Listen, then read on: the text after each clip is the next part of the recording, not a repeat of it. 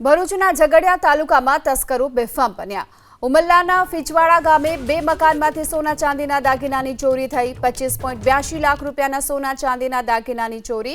થોડા વર્ષ અગાઉ અછાલિયા ગામે 2 લાખની ચોરી થઈ હતી। ઉમલ્લા પોલીસે હાલ તો ગુનો નોંધી આ અંગે તપાસ શરૂ કરી છે।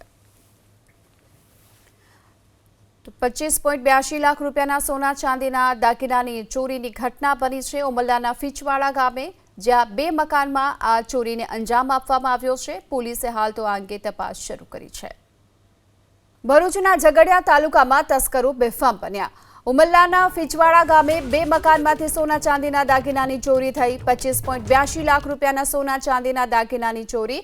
થોડા વર્ષ અગાઉ અછાલિયા ગામે 2 લાખની ચોરી થઈ હતી। ઉમલ્લા પોલીસે હાલ તો ગુનો નોંધી આ અંગે તપાસ શરૂ કરી છે।